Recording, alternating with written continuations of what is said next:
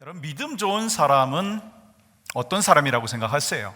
여러분이 생각할 때, 저 사람이 믿음 좋다라고 하는 나름대로의 기준이 있나요?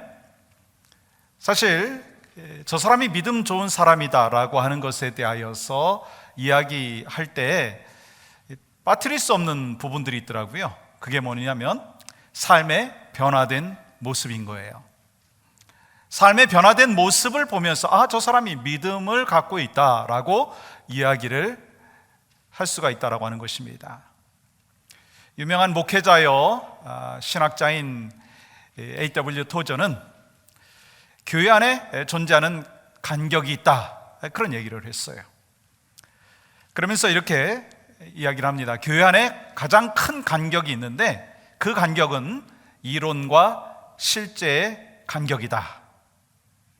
만약에 누군가 주일 예배 드리는 모습을 보고 그 다음에 주일 오후에나 한 주간 동안 살아가는 삶의 모습을 보면 그 사람이 두 종교에 빠져 있는, 두 종교를 믿고 있는 사람같이 보인다라고 하는 것입니다. 쉽게 말하면 주일날 예배 드리는 모습은 크리스찬 같은데 주일날 오후만 되면, 한 주간 동안 살아가는 삶의 모습을 보면 저 사람 크리스찬이 아닌 것 같다, 그렇게 이야기를 할 수 있는 안타까운 현실이 있다라고 하는 것을 이야기한 것입니다. 여러분, 이론과 실제 간격이라고 하는 것은요, 우리의 삶 가운데 많은 사람들이요, 하나님의 말씀이 머리에서 멈춰서 가슴으로 보내지지 못하는 그런 모습을 얘기하는 것입니다. 하나님의 말씀을 머리에서 멈춰서 입으로, 손과 발로 보내지지 않는 그런 삶의 모습을 바라보면서 이론과 실제의 간격이 있다, 그렇게 이야기를 하는 것입니다. 예수님을 머리로만 이해를 하고 입으로만 외친다면 여러분, 그런 사람은요, 능력 있는 크리스찬의 삶을 사는 것이 아닙니다. 예수 그리스도의 능력을 경험하고 참된 기쁨의 삶을 누리기 위해서는요, 분명히 우리는 기억해야 합니다. 우리의 믿음을 삶으로 드러내야 된다는 거예요. 믿음을 삶으로 드러내야 된다고 하는 것입니다.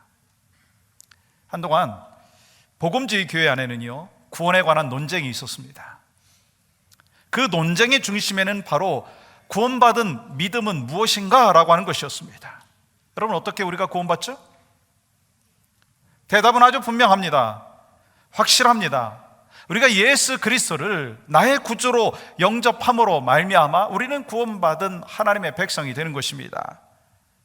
그리고 예수님을 구주로 믿고 거듭난 성도, 본어게인 크리스찬이라고 한다면 성령께서 내 안에 들어오심으로 말미암아 하늘이나 땅에 있는 어떤 것도 하나님의 사랑에서 떠나지 못하게 한다라고 하는 그 사실을 분명히 믿습니다. 그러나 한 가지 더 나아가서, 과연 그러면 여기에서 예수 그리스도를 구주로 믿는다라고 하는 뜻이 무엇이냐라고 하는 것입니다. 우리가 예수 그리스도를 믿는다라고 하는 것이 우리의 신앙의 고백인데, 그러면 정말 우리가 예수 그리스도를 나의 구주로 믿는다라고 하는 그 신앙의 고백, 그 뜻이 무엇이냐라고 하는 것입니다. 그저 예수 그리스도를 나의 죄를 대신해서 십자가에 못 박혀 돌아가신 하나님이시다, 그 사실을 인정하는 것만이냐라고 하는 것입니다. 아니면 예수 그리스도를 나의 구주로 모셔드려서 내 삶 가운데 예수 그리스도를 드러내는 그것까지냐라고 하는 것입니다. 쉽게 말하면 그렇습니다. 구원이라고 하는 부분을, 좁은 의미에서 구원을 이야기할 때는요, 우리가 예수 그리스도를 나의 구주로 영접한 하나님의 사람을 바로 좁은 의미의 구원이라고 얘기할 수가 있고, 예수 그리스도께서 내 안에 들어오심으로 말미암아, 성령께서 내주하심으로 말미암아 내가 성화된 삶, 거룩한 하나님의 사람으로 변화되어지는 그 삶의 여정이 믿음의 삶이라고 하는 거예요. 그것이 바로 믿음이라고 하는 것입니다. 그래서 진짜 믿음의 삶은요, 어떤 삶이냐? 삶으로 드러나는 믿음의 역사를 경험하는 사람이 진짜 믿음의 사람이라고 하는 것입니다. 그렇다면 여러분, 어떻게 예수 그리스도를 나의 구주로 고백하는 것만이 아니라 믿음의 삶을 나타낼 수 있느냐라고 하는 것입니다. 여러분과 제가 믿음의 삶을 산다고 하는데 입으로만이 아니라 삶 가운데 정말 예수 그리스도를 드러내는 삶을 어떻게 살 수 있느냐는 것입니다. 그 첫 번째는요, 자기의 뜻을 내려놔야 합니다. 내 뜻을 내려놔야 된다는 거예요. 여러분, 신앙생활이 무엇이라고 생각하십니까? 여러 가지를 설명할 수 있지만 그 중에 하나는요, 주인이 바뀐 거예요. 오너십 체인지입니다. 과거에 전에는 예수 그리스도께서 내 안에 계시지 않았습니다. 내가 주인이었습니다. 그런데 예수 그리스도를 나의 구주로 영접함으로 말미암아 오너십 체인지가 된 거예요. 주인이 내가 아니라 주님이 주인 되어 주셨다라고 하는 것입니다. 그러니까 우리에게 필요한 것은요, 우리의 뜻을 내려놔야 된다라고 하는 것입니다.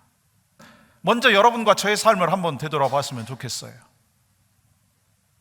여러분은 여러분의 인생의 계획을 누가 하고 계시고 그리고 과거에 했고 앞으로 할 것이라고 생각하십니까? 사실 우리 엄밀하게 떼자보면요, 내가 계획할 때가 얼마나 많습니까?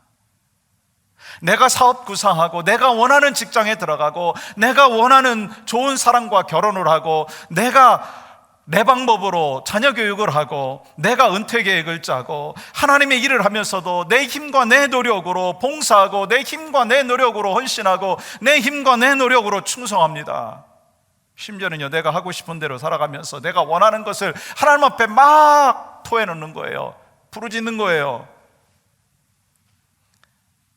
심지어는요, 내가 목회하는 경우도 있다는 거예요. 내가 어떻게 해보겠다라고 하는 거예요. 그런데 우리가 기억해야 될 것이 있습니다. 주님이 허락하지 않는 것을 내 편에서 열심을 내고 내 편에서 결정을 하고 내 편에서 충성을 한다고 하면 그건 또 다른 야망이라는 거예요. 하나님의 뜻과 멀어져 있는 내 야망을 이루기 위하여 몸부림치는 것일 수가 있다고 하는 것입니다. 이렇게 우리는 아직도 내가 주인 되어서 모든 것을 결정하려고 합니다. 이렇게 말씀드리면 어떤 분들은 뭐라고 얘기하는 줄 아세요? 목사님, 전 아니에요. 그렇게 얘기하시는 분들이 있을 수 있습니다. 왜요? 때로 내가 하나님의 뜻을 구하기 때문인 거예요. 그때가 언제입니까? 도저히 내 힘으로는 극복할 수 없고 내 능력으로는 할 수 없을 때는 하나님의 뜻이 어디 있습니까? 부르짖고 간구합니다. 그리고 기도 요청을 합니다. 그런데 일상생활에서 주님이 나의 주인이라고 하면서도 주님의 뜻을 묻지 아니하고 내 뜻대로 살아갑니다. 주님을 주인으로 모시었다고 하면서 인생의 핸들, 인생의 키를 내가 다 부여잡고 있다는 거예요. 내가 쥐고 살아갑니다. 그러면 내가 주인 되었다라고 하면, 내가 주인 되어서 신앙생활을 한다라고 하면 그게 어떠한 모습인 줄 아십니까? 그 사람은요, 종교인밖에 되지 않은 거예요. 그래서 내가 판단하고 내가 정죄합니다. 그리고 내 힘으로 하기에 그러다가 지치고 낙심됩니다. 혹시 여러분 가운데 지금 누구를 정죄하고 판단하는 마음이 있습니까? 그러면서 신앙생활을 하는 것이 막 버겁습니까? 힘듭니까? 그렇다면 한번 점검해 보세요. 내가 지금 종교인이 되고 있는 거 아닌가? 바리새인들 보십시오. 예수님께서 이 바리새인들이 너무나 의식과 종교적인 모습을 보시면서 뭐라고 말씀하셨느냐면 독사의 자식들아 라고 선포하셨어요. 그런데 우리가 너무나 잘 알고 있듯이 종교는요, 사람을 변화시키지 못합니다. 종교는요, 그럴듯하게 포장을 멋있게 할 수는 있을지언정 사람을 변화시키지 못한다라고 하는 것입니다. 그렇다면 여러분 한번 생각해 보세요. 왜 내 뜻대로 살지 말아야 되겠습니까? 성경은 거기에 대해서도 우리에게 말씀을 하고 있습니다. 14절 보십시오. 한 목소리로 읽겠습니다. 시작. 내일 일을 너희가 알지 못하는도다. 너희 생명이 무엇이냐? 너희는 잠깐 보이다가 없어지는 안개니라. 우리의 인생이요, 우리의 생명이 유한하기 때문이다라고 하는 것입니다. 그리고 내일은요, 우리들의 것이 아니라 하나님의 영역이라고 하는 거예요. 이사야서 2장 22절 보십시오. 너희는 인생을 의지하지 말라는 거예요. 너희는 내 인생을 의지하지 말라라고 하는 것입니다.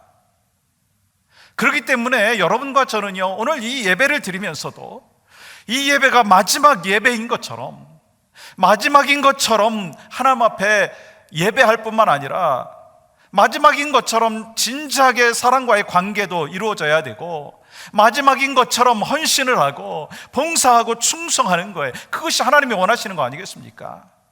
저는 소망하는 것이 있습니다. 목사인 저도 그렇고요, 여러분들도 그렇고요, 신앙생활 대충 하지 않았으면 좋겠어요.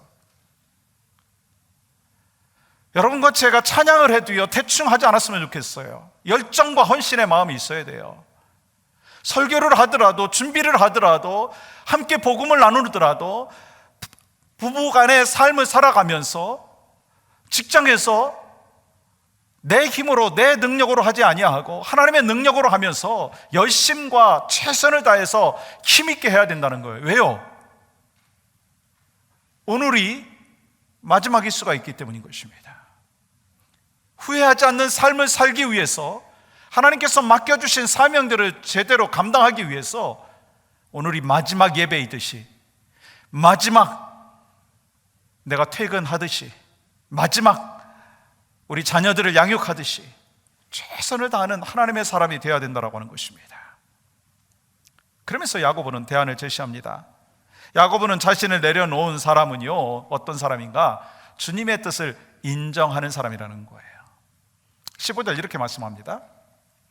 너희가 도리어 말하기를 주의 뜻이면 우리가 살기도 하고 이것이나 저것을 하리라 할 것이거늘. 주의 뜻이면, 이 원문에 따라서 직역을 하면 뭐냐면요, 주께서 원하시면입니다. 주께서 원하시면, 인간이 계획하지만 모든 것이 하나님께 달려있다라고 하는 그러한 신앙의 고백이라고 하는 거예요. 물론 우리는요, 인간으로서 최선을 다해서 책임 있는 행동을 해야 됩니다. 그렇게 살아가야 돼요. 그렇지만 분명히 아는 것은요, 그것을 이루시는 분은 누구라고요? 하나님이신 줄 믿습니다. 예를 들어서 다윗이 하나님의 성전을 자신의 손으로 막 짓기를 원했잖아요. 근데 하나님이 아니다라고 말씀하셨어요. 그리고 솔로몬을 통해서 성전을 짓기를 원하신 것을 전하셨고, 그때 다윗은 내려놨어요. 자기 뜻을 내려놨어요.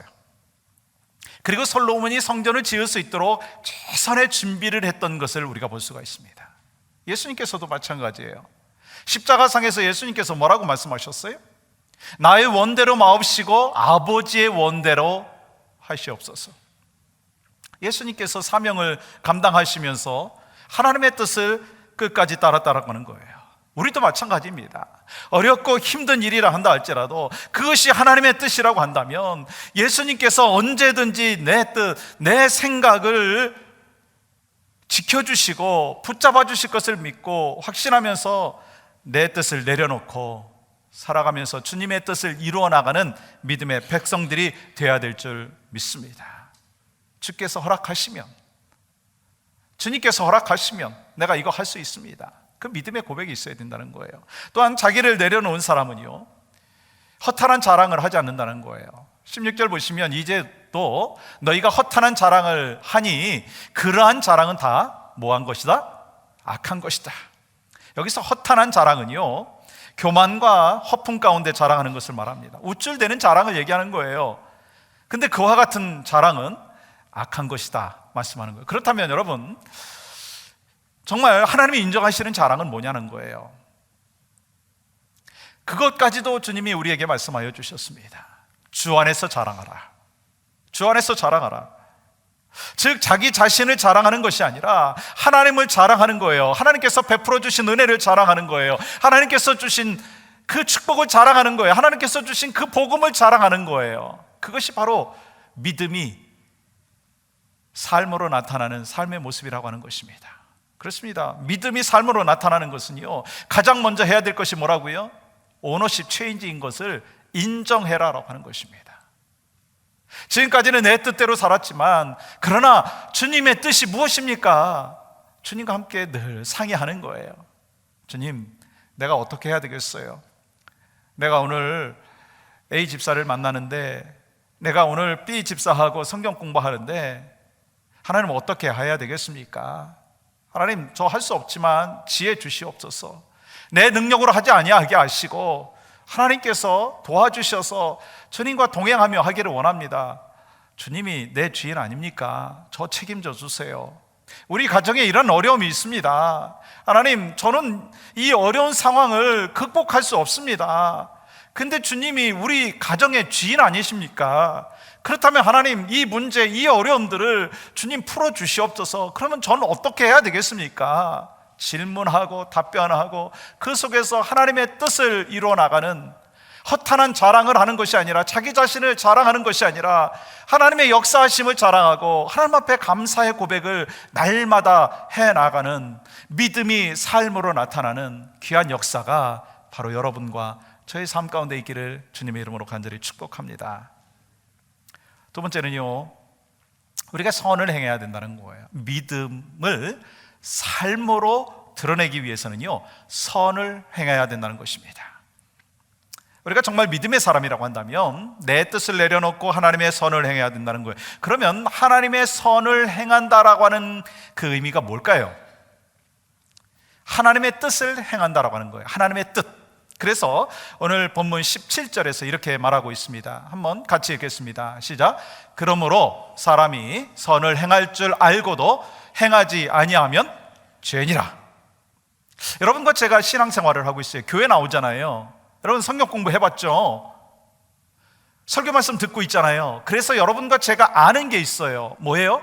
선이 무엇인지, 하나님의 뜻이 무엇이든지 알잖아요. 진리가 무엇인지 압니다. 그런데 삶의 현장에서 하나님이 원하시는 선보다 세상이 원하는 선을 따라서 살아가는 안타까운 모습이 있다고 하는 것입니다. 여러분, 그건 신앙생활 아닙니다. 나름 믿음의 삶을 살고 있다고 하지만 하나님 보시기에는요, 하나님과 상관없는 삶을 사는 거예요. 이것을 아시고 주님은 야고보를 통해서 우리에게 말씀하고 있습니다. 너희가 선을 알고도 행하지 아니하면 뭐라고요? 죄다. 그러므로 믿음의 사람이라고 한다면 어떤 상황 속에서도 하나님의 뜻을 행해야 된다고 하는 것입니다. 그래서 중요한 것이 뭔지 아십니까? 주님의 뜻이면 아멘입니다. 주님이 말씀하시면 아멘입니다. 이러한 믿음의 삶이 필요하다고 하는 것입니다. 그런 면에서 저는 길지 않은 인생 속에서 하나님의 선을 행했던 한 사람을 소개하고 오늘 말씀을 정리하려고 합니다. 이 영화는 지난 2017년 KBS TV에서 다큐멘터리로 방영했던 이관희 집사, 오은주 집사 부부에 관한 다큐멘터리를 영화로 이제 만든 것입니다. 교회 오빠라고 하는 이 스토리는요, 고 이관희 집사의 마지막 이야기를 다룬 영화입니다. 그는 고려대학교를 최우수 4년 장학생으로 다녔어요. 졸업하고 나서 연구원으로 평범하게 살아가던 중에 첫 아이가 태어나가지고 이제 엄마하고 산후조리원에서 나오는 그날 한 가지 소식을 듣게 됩니다. 그것은 바로 대장암 사기라고 하는 거예요. 이관희 집사가, 아빠가, 남편이. 그때 그의 나이는요, 불과 37살밖에 되지 않았습니다.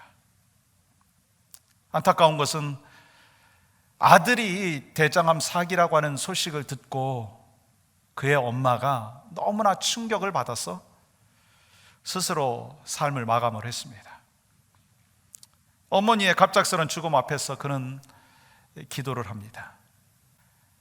그 기도가 어떤 내용이었냐면, 제가 암이라고 하는 질병도 주님이 주신 축복이라고 생각하고 잘 견디고 있는데 저를 시험하지 말아 주시옵소서. 어떤 환난이 와도 주님을 변함없이 사랑하겠습니다. 하나님 감사합니다. 본인이 대장암 사기고 엄마가 그 소식에 충격을 받아서 스스로 삶을 마감을 했는데 이런 기도의 내용이 나오는 거예요. 근데 고난은요, 거기서 끝나지 않는 거예요. 또 5개월 후에 아내인 오은주 집사까지도 혈액암 사기 진단을 받습니다.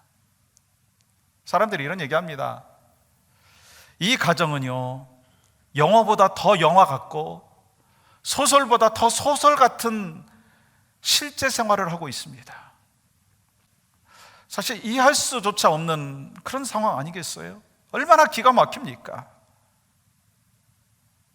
믿음 생활 그렇게 잘 했고, 아니 남편이 대장암 사기인 것도 힘든데, 엄마가 그것에 의하여 충격을 받고 죽은 것도 힘든데, 간호하던 아내까지도 혈액암 사기에 진단을 받은 거예요. 이해할 수조차 없는 기막힌 상황 속에서 그는 원망하지 않았어요. 주님에 대한 신뢰를 붙잡고 이렇게 이야기합니다. 주님은 눈부신 삶을 사는 사람을 증거로 삼으시기도 하지만, 나처럼 고통 속에서 주님을 놓지 않으려고 하는 그러한 사람도 증거로 삼으시는 것 같다. 그래서 많은 사람들이 이관희 집사 이 가정의 삶의 스토리를 보면서 이 시대의 욥이다, 그렇게 이야기를 합니다. 이 감독이 믿지 않는 사람이었습니다. 스태프진들도 다 믿지 않는 사람이었습니다. 근데 어느 날 이 감독이 질문을 했어요. 그 질문의 내용이 이거였습니다. 당신은 왜 더 살아야 합니까? 당신은 왜 더 살아야 합니까? 그때 이관희 집사는 이렇게 대답했습니다. 서툴고 부족한 점들이 많았던 삶이었기 때문에 하루라고 하는 시간이라도 주어진다면 조금이라도 더 온전하고 좀 더 성숙한 하루를 더 살 수 있는 기회를 갖고 싶습니다. 그렇습니다. 갑작스러운 고난이라고 하는 쓰나미가 밀려왔는데, 그 고난을 믿음으로 해석하는 한 형제의 모습을 볼 수 있었습니다. 저는 깨달았어요.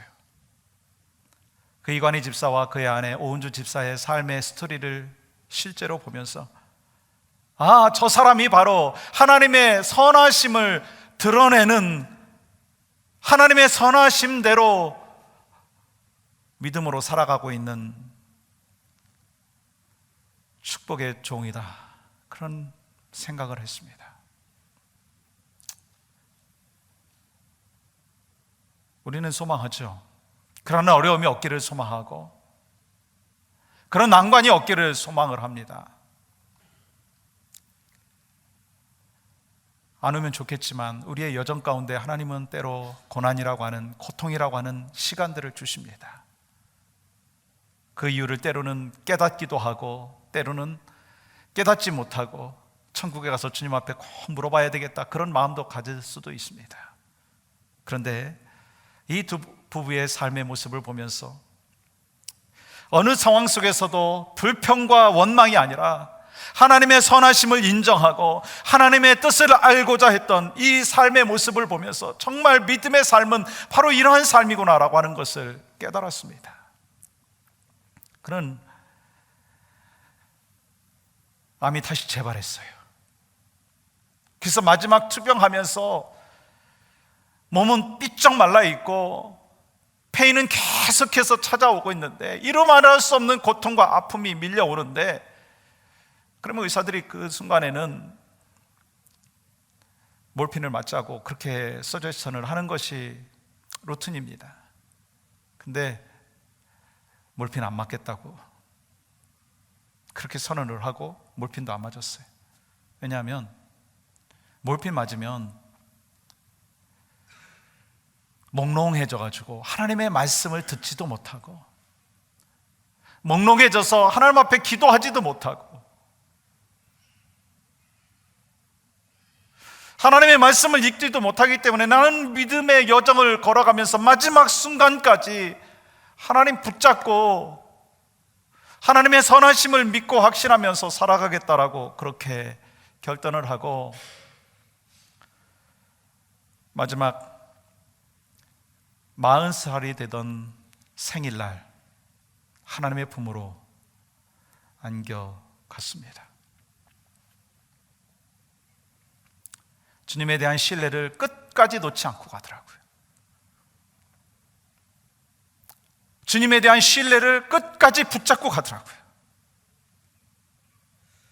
전 그 모습 보면서 참 한 신앙인으로서 도전을 많이 받았어요. 아, 믿음의 삶이 바로 저거구나. 믿음이 삶으로 드러나는 것이 바로 저것이구나. 사실 제 안에 좀 불편함이 있었습니다. 그 영화를 보기 전까지 좀 불편함이 있었어요. 근데 하나님께서 그 영화를 통해서 그 불편함을 힐링시켜 주시더라고요. 그러면서 저한테 주시는 메시지가 있어요. 세상을 보고 사람을 보고 환경을 보고 실망하지 마라. 나를 봐라. 그것이 바로 그 이관희 집사의 삶의 모습이었습니다. 여러분, 믿음의 여정이 뭐라고 생각하세요? 신앙인의 삶이 뭐라고 생각하십니까? 하나님께서 나를 사랑하여 주셔서 만세전에 택하여 주시고 구원받은 하나님의 사람으로 살 수 있도록 은혜를 베풀어 주셨습니다. That's it? 아니잖아요. 이 땅에서 수많은 어려움과 난관이 있다 할지라도 우리에게 필요한 것이 다른 것이 아니라는 거예요. 믿음을 삶으로 드러내야 된다는 것입니다. 우리는 그렇게 생각합니다. 나는 그렇게 하려고 하는데 주변에 있는 저 인간이 그렇지 못합니다. 그러면 우리는 당장 상처가 되고 힘들어요. 근데 그게 중요한 게 아니고요, 내가 어떻게 살아가느냐가 더 중요한 것입니다.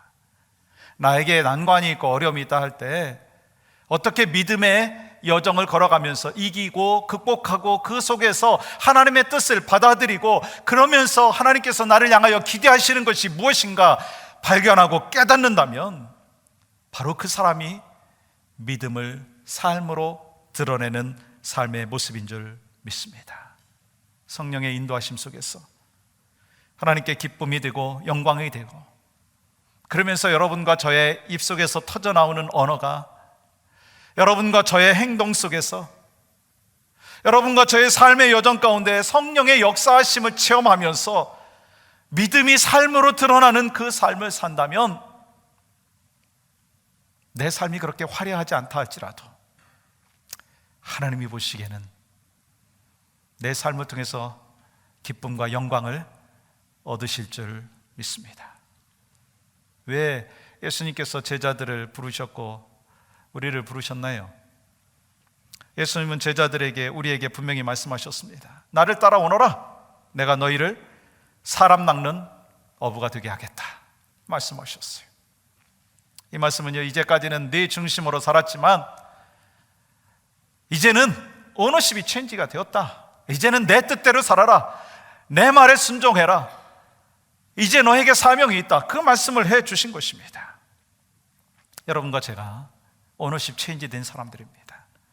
더 이상 내가 주인 되어 살아가는 것이 아니라 주님이 주인 되었음을 고백하고 하나님의 뜻 안에서 믿음을 삶으로 드러내기를 주님의 이름으로 간절히 축복합니다.